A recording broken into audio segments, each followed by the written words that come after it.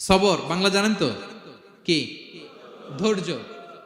ধৈর্য এমন একটা গাছ যে গাছের চারিদিকে কাটা, কিন্তু ফলটা মিষ্টি সুস্বাদু। ওই সুস্বাদু ফল খেতে হলে এই কাটাগুলো সহ্য করতে হবে।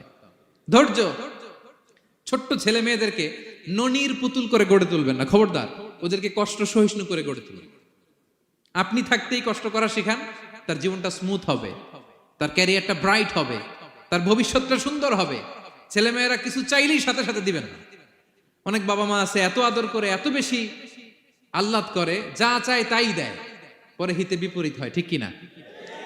ছেলে মেয়েকে অভাব শেখান, ছেলে মেয়েকে কষ্ট শেখান, ওদেরকে সংগ্রাম শেখান, প্রতিকূল পরিবেশে কি করে টিকে থাকতে হয় এটার সবক শেখান।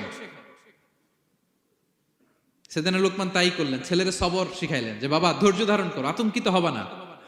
জীবন এটা সহজ নয়, জীবন চলার পথ সহজ নয়, এটাকে সহজ করে নিতে হয়। কখনো সবর করে, কখনো ক্ষমা করে, কখনো অন্যকে ইগনোর করে, কখনো দোয়া করে, কখনো আল্লাহর উপর তাওয়াক্কুল করে, ঠিক কিনা? ছেলে মেয়েকে আদর করে বোঝাবেন, বাবা এখন তুমি বাবার হোটেলে খাও, মায়ের হোটেলে ঘুমাও। সারা জীবন এমন চলবে না, দুনিয়াটা বড্ড কঠিন, এখানে কেউ কাউরে জায়গা করে দেয় না, নিজের জায়গা নিজেরই করে নিতে হয়, ঠিক কিনা? ছোটবেলা থেকেই তাকে দৃঢ় মনোবলের করে তুলতে হবে যে বাবা দুনিয়াটা এত সহজ নয়, এটা সহজ করে নিতে হয়। This is the life hacks. এই লাইফ হ্যাক গুলো আপনি শেখাবেন, লাইফ লেসন গুলো শিখাবেন। ধৈর্য ধরো, সৎ কাজের আদেশ দাও, মন্দ কাজের নিষেধ করো। এগুলো করতে গেলে একটু বাধা বিপত্তি আসবে, কিন্তু শেষ হাসিটা তুমিই হাসবে, ঠিক কিনা?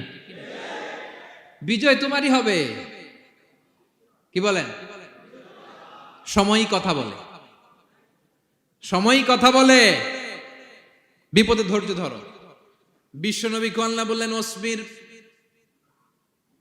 আলা মা ইয়াকুলুনা ওয়াহজুরহুম হাজরান জামিলা। নবী হে, বিপদে ধৈর্য হারা হবেন না। ভালো সময় সামনে আসছে, মক্কায় আপনারে কষ্ট দেয়, গণক বলে, জাদুকর বলে, পাগল বলে, মদিনাতে বিজয় আপনারই হবে, ঠিক কিনা? ছেলে মেয়ে যেন আশাবাদী হয়ে গড়ে ওঠে, হোপফুল, আতঙ্কিত যেন না হয়। কষ্ট শিখান, ধৈর্য শিখান। আচ্ছা গেল। এরপর তিনি বললেন, ওয়ালা তুসাইর খাদ্দাকা লিন্নাস। ও আমার কলিজার টুকরা সন্তান, ওয়ালা তুসাইর খাদ্দাকা লিন্নাস, অহংকার করে মানুষ থেকে মুখ ফিরিয়ে নিও না। ছেলেরে এবার সোশ্যাল বানানোর চেষ্টা করতেছেন, হ্যাঁ? ওয়ালা তুসাইর খাদ্দাকা লিন্নাস। দেখেন একটার পর একটা, প্রথমে স্রষ্টারে চিনাইলেন, তাই না? এরপরে স্রষ্টার ক্ষমতা সম্পর্কে শিখাইলেন, এরপরে আধ্যাত্মিকতা শিখাইলেন, এরপরে ইবাদত কি সেটা জানালেন, এরপরে তিনি সোশ্যাল এঙ্গেজমেন্ট কিভাবে করবেন, সোশ্যাল রিফর্ম কিভাবে করবেন শিখালেন। এবার মানুষের সাথে কিভাবে মিশতে হয় সেটা শিখাচ্ছেন। মানে পিপল ওরিয়েন্টেড হও। ওয়ালা তুসাইর খাদ্দাকা লিন্নাস, অহংকার করে মানুষের থেকে মুখ ফিরিয়ে নিও না, মুখ ছিটকাবে না, মানুষকে